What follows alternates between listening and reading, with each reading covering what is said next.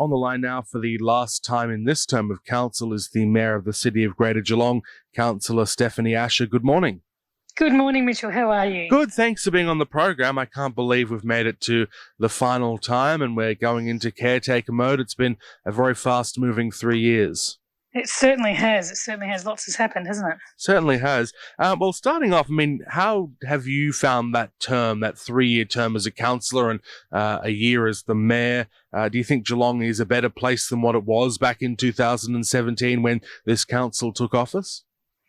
Look, I certainly do. I think we were in a relatively unstable position a few years back, but I think we've certainly brought some stability back, and Geelong's always been on the precipice of great things, and I think that's always going to remain, that feeling of potential for Geelong, but we're landing some amazing things in this region, and I think the vibe, COVID aside, the vibe is always fairly positive with a lot of people coming into the region, great energy, clever and creative spirit, and just a wonderful lifestyle that we have here, and I think the council's really embraced that from the community point of view. And I think it's going to be, and we spoke a little bit about this last time, but I think it's going to be a very interesting election campaign because people are maybe at home and have more time to process all of the information and all the different candidates. So it could be an interesting contest. A lot of new names coming up that we haven't heard before. That's right. It's a very different one, isn't it? It's not the usual out and about forums in person situation that you have, which I think is a bit unfortunate for new candidates. Not everybody enjoys the Zoom experience, but it will be interesting, I guess. You know, I do think it does disadvantage people who may be better in person in a sense, you know. Now, free parking, it's always a contentious issue. One of the councillors in the meeting that I was watching said, we seem to be talking about free parking every month, but it's passed. So just explain what it actually means for people that are still travelling to the CBD. Look, this is really about providing some morale boost and a little bit of financial relief for people travelling into and out of the CBD of Geelong to bring people back into Geelong through the COVID restrictions. So Councillor Eddie Contell brought the notice of motion forward, and we're basically going back to free parking in all casual and off-street parking, on and off-street parking until the end of the year. So you don't have to pay for your parking. You still have to abide by the time limits, but you don't have to pay for your parking when you go into Geelong. So who knows where we'll be at the end of the year. We hope we'll be back to what they call COVID normal in that document, but it does seem like a generous extension. Yeah, that's right. And look, the budget forecasts were always a little windy anyway because there's not really many people in the CBD at this stage that would be paying for parking. So it's a projected loss in terms of a cost. It's not a real cost. It's just a budget projection. It's all about supporting CBD-based local businesses because they've been really heavily impacted, obviously, by the pandemic. Also removing the need for people to touch parking meters as well. You know, there's a bit of a safety element to this as well. And it's that spirit morale boosting. It's one less little financial impost on people if they are coming into the CBD to shop or do something, get a takeaway coffee or a meal. And I saw a parking officer walking around the other day with a mask on, so they're obviously still enforcing those time limits. Yeah, look, that's right. Not necessarily being incredibly strict with it, but they certainly are still, the time limits still do apply because we don't want people sitting in the 2-hour parks all day. Well, that was one of the concerns of the councils, I think, that voted against it was that that was the issue, that people were not going to respect time limits unless you make them pay. Yeah, well, I think that's anecdotally everybody's got a different story, haven't they? I've certainly never struggled to get a park in the last 6 months whenever I've had to go into town, so I don't think there's a whole lot of shortage of parking. It's really good to not have to sort of dig into your credit card and get that out and touch the meters and stuff as well. So I think it's a good morale boosting offer for the community, essentially. Now, the Premier has announced his roadmap out of COVID and the state's roadmap by extension. That was on Sunday. Yesterday, we saw the Prime Minister getting stuck a little bit into the Premier. And I see up in the city of Melbourne, a bit of a fight's broken out between the Mayor and the Deputy Mayor. The Deputy Mayor wants to challenge the Mayor because he thinks that the Mayor's not doing enough to advocate on behalf of the city of Melbourne. So what do you think of the Premier's plan that he announced to try and get us out of these lockdowns? Look, firstly, I think it's very different for Melbourne. than it is for Greater Geelong. I actually had to go to work in Melbourne yesterday, and it's a very different vibe there. There's signage everywhere. All the outdoor billboards are COVID related, messages saying if you're an essential worker, you get free tolls, get tested, and it's like a ghost town. It's a very different vibe in Melbourne to how it is in Greater Geelong. Greater Geelong's numbers have been going down really, really quickly and steadily. We were at 180 4 weeks ago of active cases. We're now less than 20. We're 16 as of Monday, and no new cases. So, look, our numbers are looking pretty good, and the roadmap for us is more threshold based. There's a sort of a time limit from the 28th of September. There has to be a 14-day rolling average of less than 5 cases right across regional Victoria for us to then move into step 3. And we're actually near there at the moment. I think it's a 5.9 average. So we're very, very close to moving from where we are now, step 2. On the 13th of September, it opens up a little bit more. So we get some of those outdoor activities, so outdoor pools, playgrounds, perfect timing for the school holidays, those sorts of things. Then if we can move into step 3 within the next few weeks, next month or so, that opens up the outdoor dining, perhaps some accommodation options, and the businesses in the hospitality and tourism sector can start getting moving again. So I think for us, it's actually a reasonably positive picture. It's not the same picture as it is for Melbourne. Yeah, I think you're right to distinguish between the two. I haven't been to Melbourne for months, but I do have friends in Melbourne, and we don't have a curfew down here. We don't have the 5K rule. So the stage 3 restrictions compared to stage 4 up in Melbourne, it looks like a walk in the park compared to what they have to contend with. That's absolutely right. And it definitely is a different feeling too. Speaking with media in the last week or so, the journalists coming down from Melbourne, they have a very Melbourne-centric mind. Their questions are all around, do you think it's happening too slowly? And that actually doesn't apply to us. That's Melbourne. That's the 23rd November date for Melbourne that they have to wait. And I think that's been very devastating for Melbourne businesses in particular. And our businesses down here are certainly struggling as well. There's no doubt about that every week is crippling. So the sooner that we can start to ease up, but we have to do that safely, and we all know that. I think everybody down here has been incredibly responsive. I've seen very, very few people without masks on or, with lowered masks. Nearly everybody's wearing masks. They're social distancing.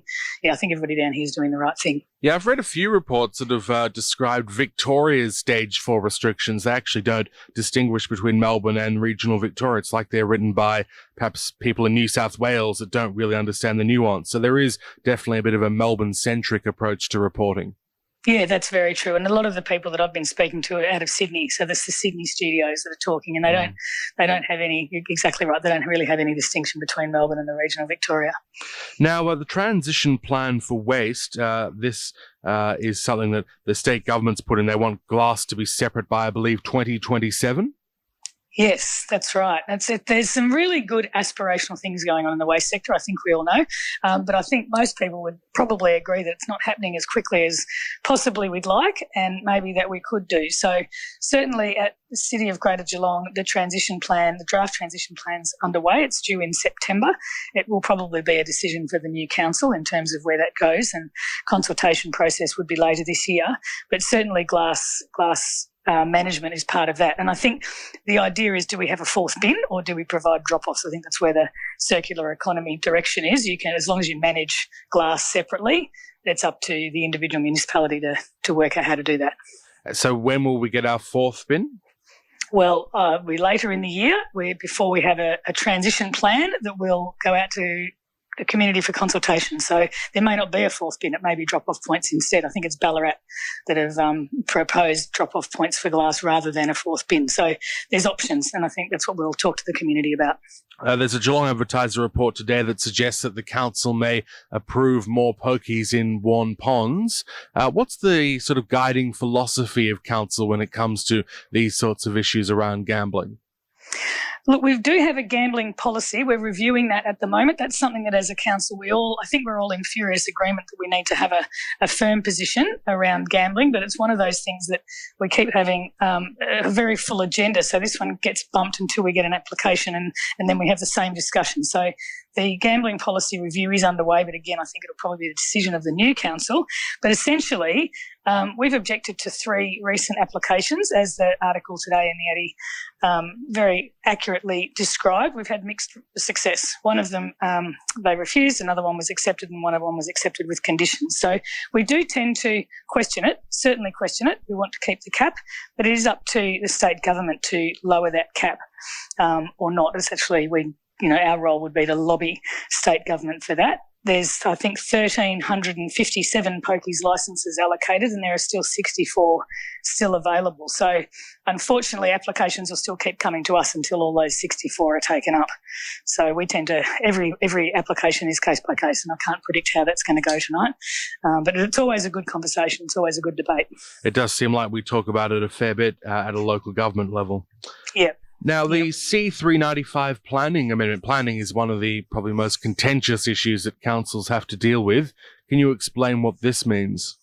Well, there's two things related with C395. One is the Nawaga area, that's what we call it, the North and Western Geelong, Greater Geelong Growth Area or Geelong Growth Area. And that's a framework plan for 110,000 residents to take up residents in the northern and western area of Geelong. So Lovely Banks up to sort of the back of Lara.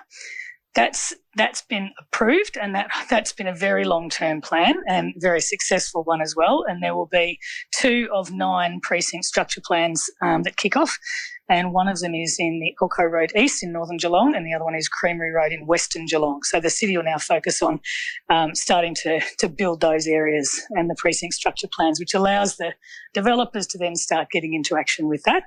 The other part is the settlement strategy, which is mostly about keeping the boundaries in particularly the Bellarine defined and locked. This particular settlement strategy doesn't lock the boundaries, but it's one of it sets them, and then the distinctive areas and landscapes policy, which is a state government policy, is the next step where those boundaries start to be actually fixed. So the development can't creep and we don't get that urban sprawl. And that's something that certainly the Bellarine ward councillors are all passionate about. It's one of the reasons that I think we all stood for councillors, to make sure that we don't have urban sprawl right throughout the Bellarine Peninsula, and the distinct townships do retain their unique character within their boundaries. So that's the second part, is the settlement strategy. So both the Bellarine's locked up, basically.